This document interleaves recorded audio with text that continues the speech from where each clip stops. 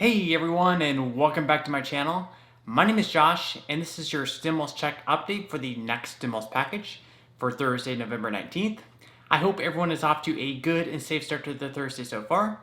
In this video, I'll be discussing updates in regards to the next relief package and the second stimulus check.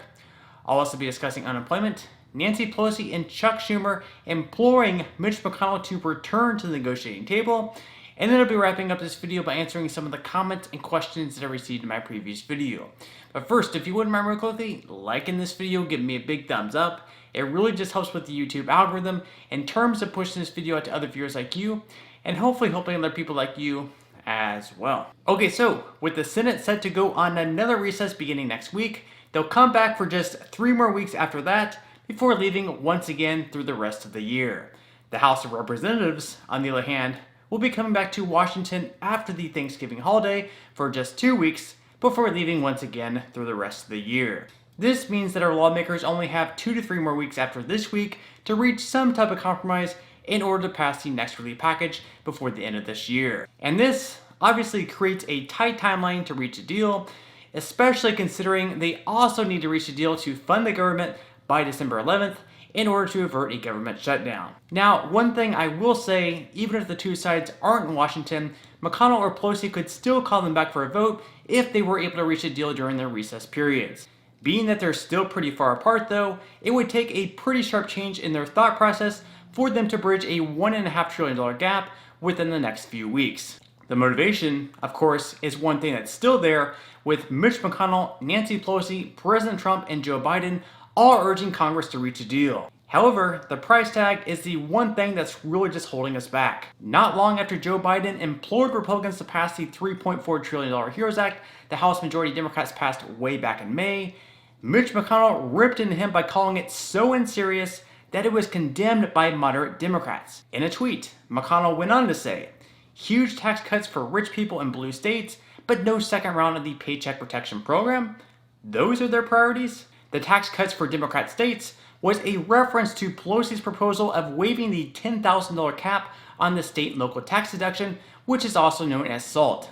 This would be for 2 years, and most experts have said this would mostly benefit the wealthiest taxpayers.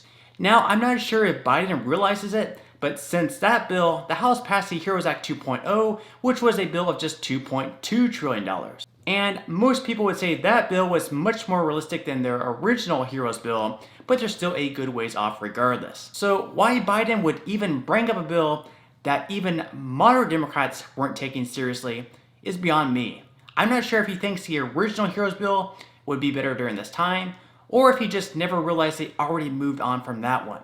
Who knows? Anyways, with the two sides still pretty far apart, Democratic leaders Nancy Pelosi and Chuck Schumer wrote Mitch McConnell a letter in attempts to encourage him to begin negotiating once again. In the letter, they said they were encouraged by his comments shortly after the election that he believes Congress needs to act on another virus relief package and that it's a possibility we will do more for state and local government.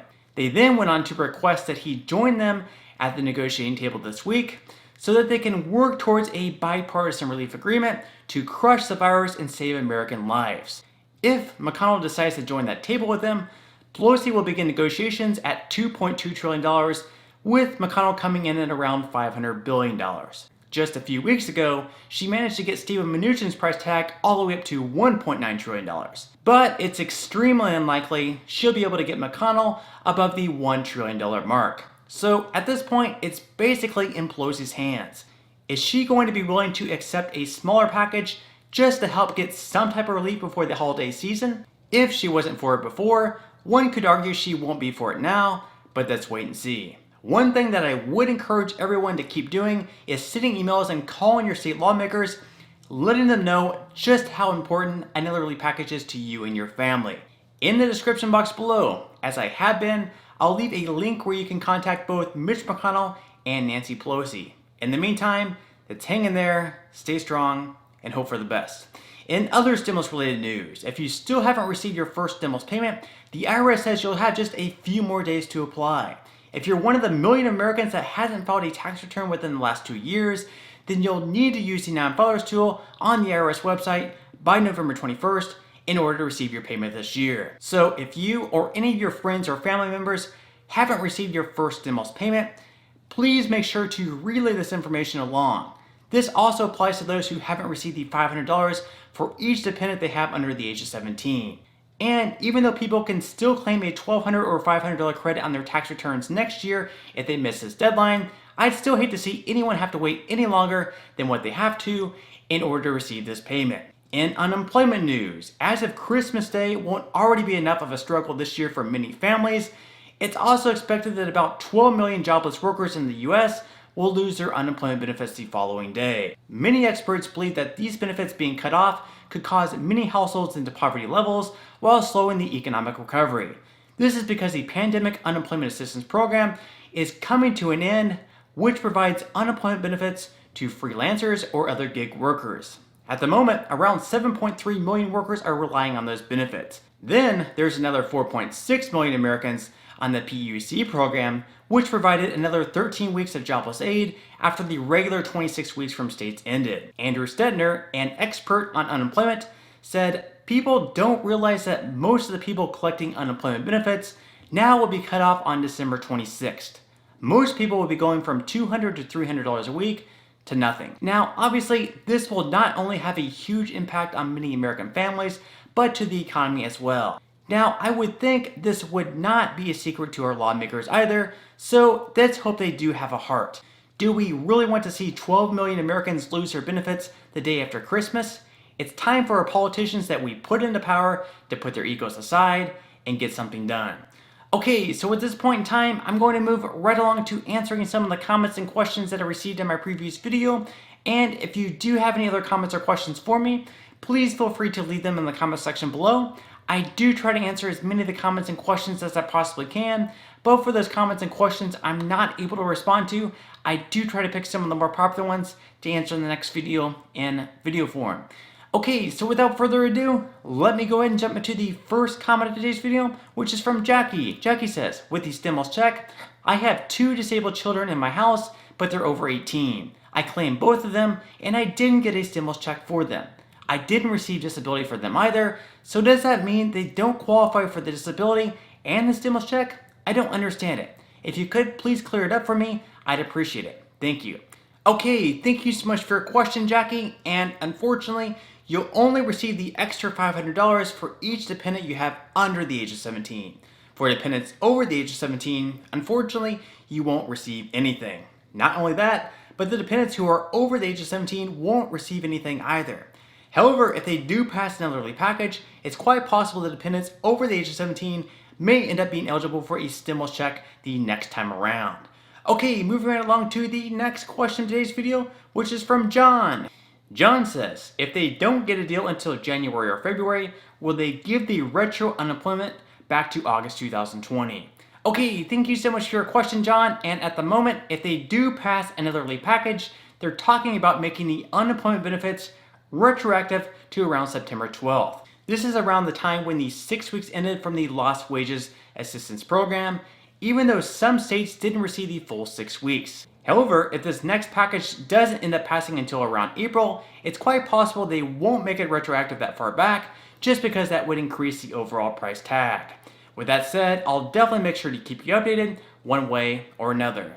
Okay, moving right along to the next question of today's video, which is from Victor. Victor says, will they extend the PUA before it expires?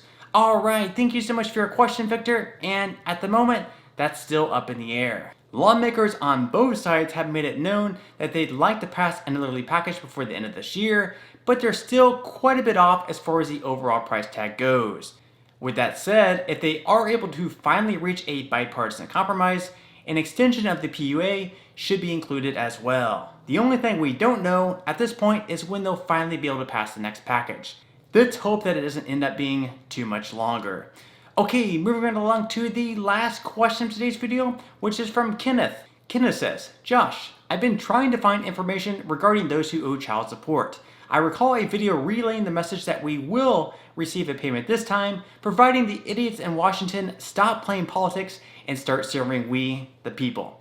Okay, thank you so much for your question, Kenneth, and I completely agree with you. Let's hope our lawmakers, as they call themselves, finally get around to passing another stimulus package. It's been way too long.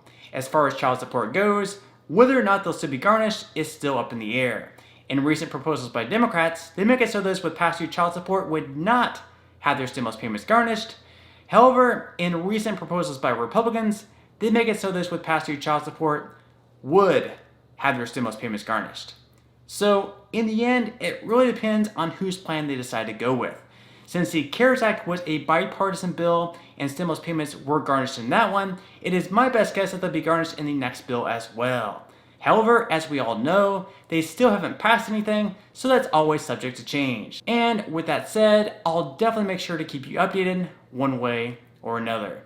Alright, so on that note, I'm going to go ahead and wrap up this video. If you did enjoy the content in this video and you'd like to see more videos like it, please consider subscribing to my YouTube channel. It is completely free to do so and it's a great support to me.